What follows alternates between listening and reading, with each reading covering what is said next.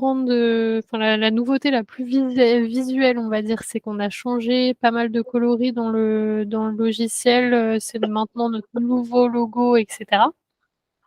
Donc ça, c'est, on va dire, la la partie visible de l'iceberg.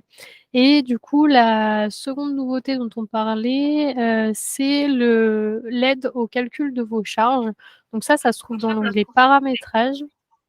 Alors, je ne sais pas si c'est un écho de moi que j'ai entendu ou si quelqu'un a posé une question, mais je l'ai entendu, de loin. Personne n'a posé de question particulière? Non, tout va bien. Du coup, c'est juste ici, donc c'est dans paramétrage et en gros, ça vous permet, de calculer, de vous aider à définir un taux horaire. Donc pour ça, en fait, il faut premièrement calculer, un coût humain. Donc là, par exemple, bon, moi, je vais écrire, n'importe quoi, mais vous allez venir rentrer donc soit votre nom à vous, si vous travaillez tout seul, sinon vous allez devoir rentrer une page de coût humain par, personne qui travaille avec vous. Donc là, on va parler du taux de charge sociale, donc ça, c'est en fonction de votre statut. Je sais qu'en micro-entreprise, c'est à peu près 50 par exemple de charge sociale. En fonction de votre statut, vous allez venir indiquer, le taux de charge sociale que vous payez. Donc là, imaginons 50 et la rémunération nette mensuelle, donc dans la poche, ce que vous voulez. Donc partons sur, 1 250. Du coup, le logiciel vous informe qu'il y a, 625 € de charges sociales à prévoir. Ensuite, on va vous demander le nombre de jours de toilettage par semaine. Donc là, c'est en fonction de vos horaires d'ouverture, dans votre salon et le nombre de congés que vous souhaitez prendre dans l'année. Parce que du coup, pour venir calculer son taux horaire, souvent, une erreur qui est faite par les gens qui calculent ça, c'est qu'ils prennent pas en compte leurs jours de congés payés et du coup, finalement, quand ils sont en congé, ils sont pas payés. Enfin, ils se payent pas. Donc du coup, partons sur quelqu'un qui aurait peut-être 17 jours de congé. Là, du coup, on vous informe que, chaque mois, il faut provisionner, pour cette personne 1 964,29 € de chiffre d'affaires. Parce que ça va vous permettre, par exemple, de payer son salaire actuel et puis de provisionner pour ses congés pour que, vous puissiez la payer. Enfin, vous payez vous si vous êtes toute seule. Parce que dans les 2 cas là, est-ce que vous travaillez seule? Non. OK. Donc là, de provisionner les congés pour votre, salarié et les congés pour vous. Donc en gros, vous validez, ce coût humain et si donc pour les gens qui travaillent, pas seuls, vous pouvez en rajouter, hein. Donc là, on va en mettre qu'un seul pour l'exemple, mais vous pouvez venir rajouter et on aura bien le coût humain par mois ici de On fait comment pour le l'ensemble. valider? Parce que moi, je l'ai fait, mais alors à chaque fois, ça s'efface. Alors, une fois que vous avez fait ça et après vous avez quitté.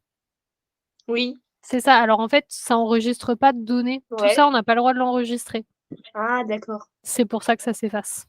Ok. Mais effectivement, on devrait peut-être mettre un petit mot, pour prévenir. Et donc du coup, vous pouvez donc, rajouter, des personnes et ici, vous allez venir indiquer en fait le coût de vos charges, mensuelles. Donc, votre prévoyance, votre logiciel et cetera. Donc moi là, je vais mettre vraiment, n'importe quoi un peu partout. On va mettre un loyer parce que là, sur mon dernier exemple, j'avais pas mis le loyer et du coup c'était un peu bizarre.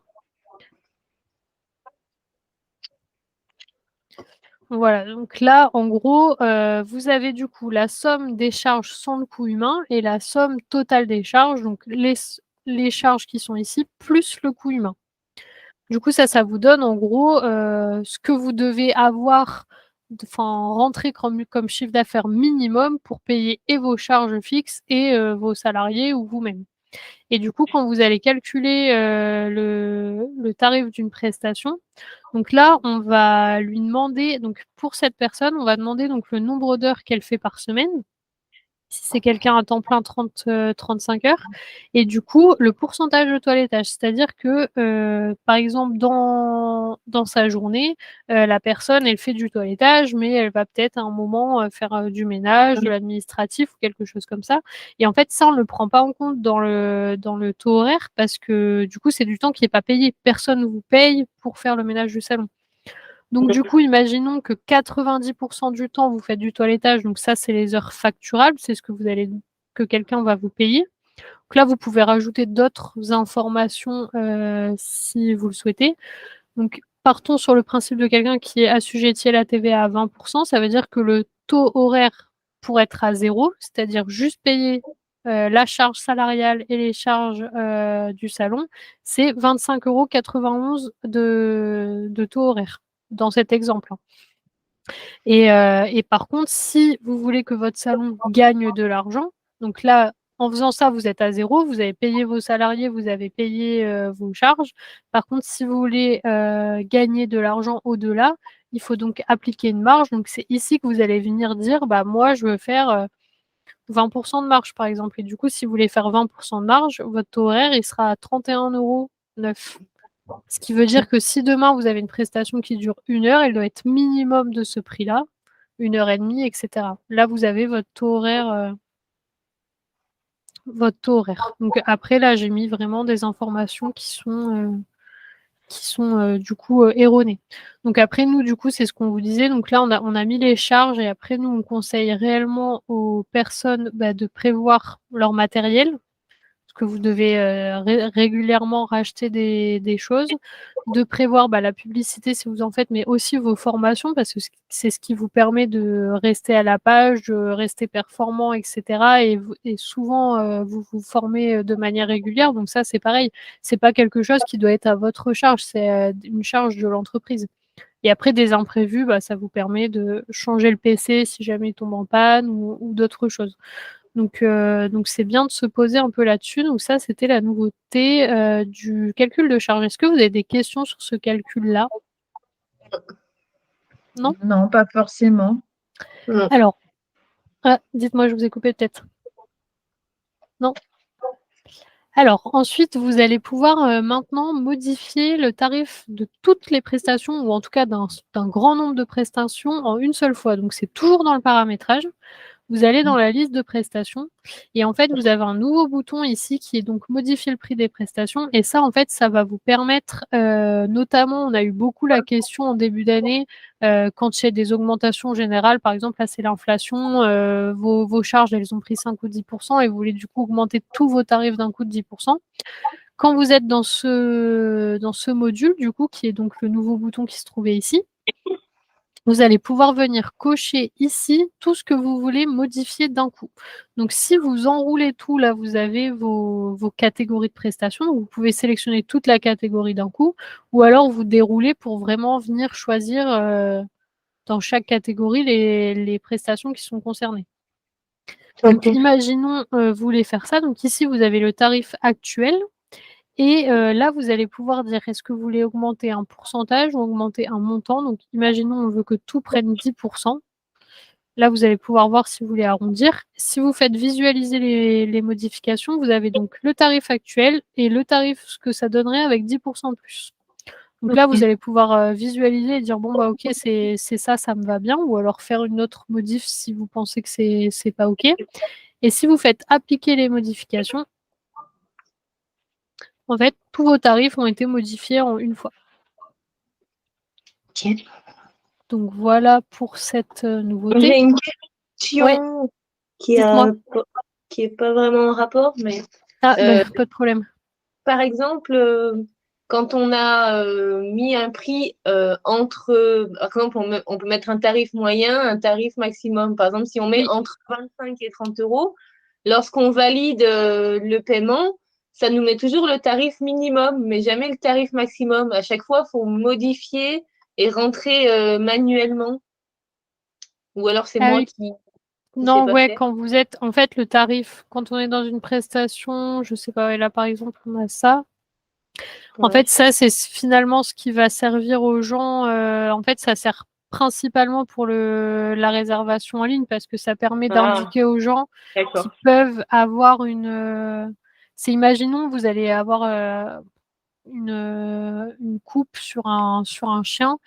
Quelqu'un, si vous, votre tarif, c'est dans cet exemple 58,50, c'est votre Hmm. tarif de base, mais que le chien, il vient Ça et peut il être. est pas toiletté depuis super longtemps, etc. En fait, ça permet aux gens dans la boutique en ligne de savoir que ils peuvent payer jusqu'à D'accord. 73,30.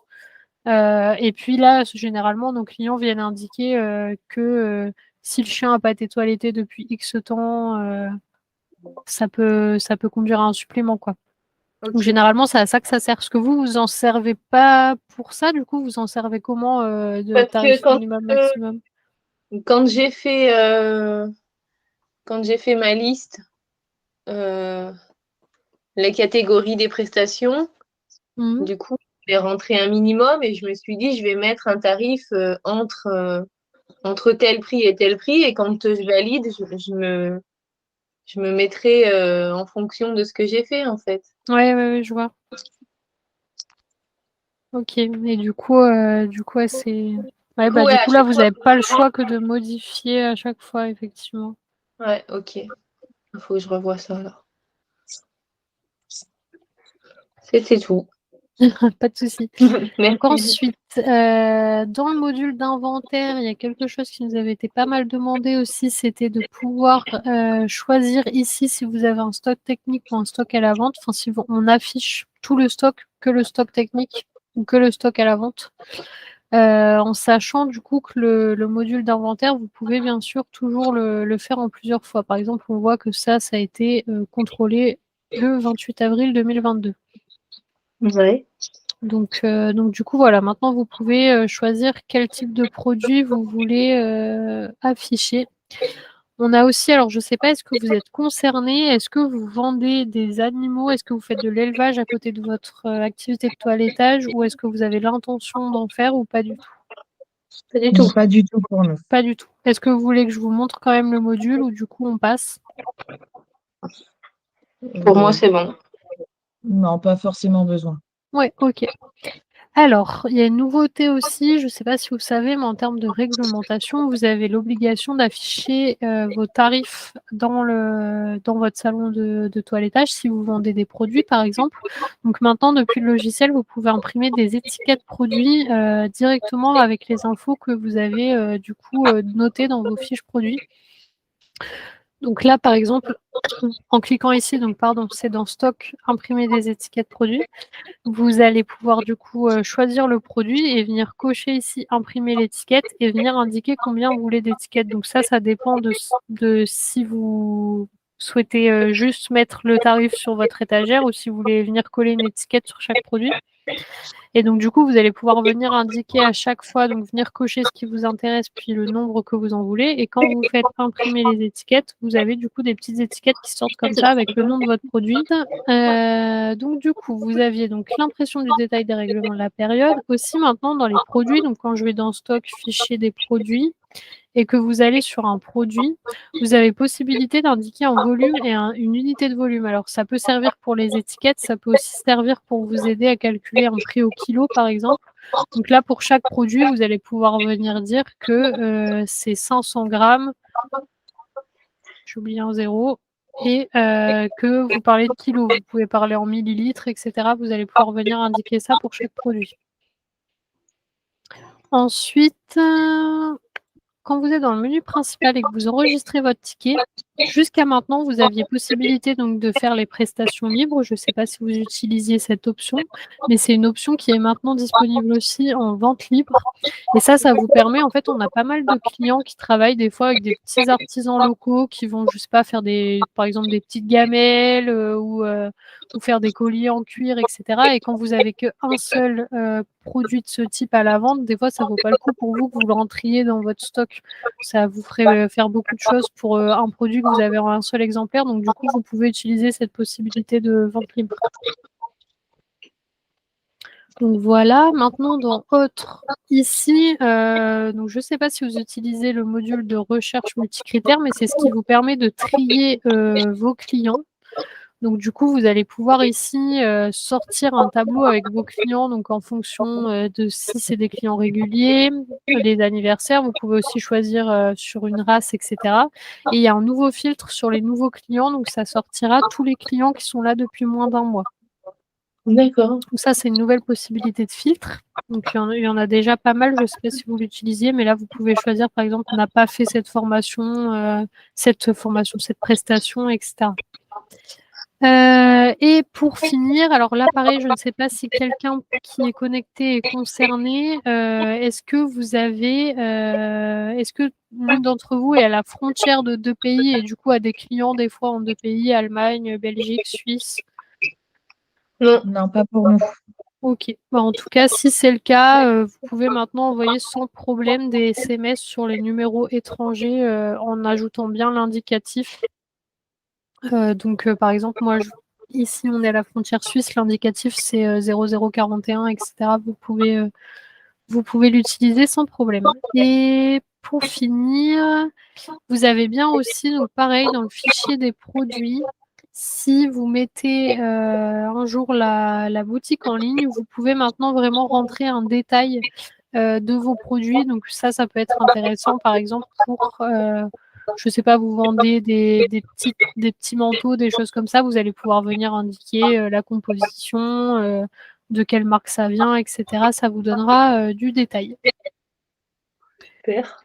Et j'ai fait le tour de ce qui a changé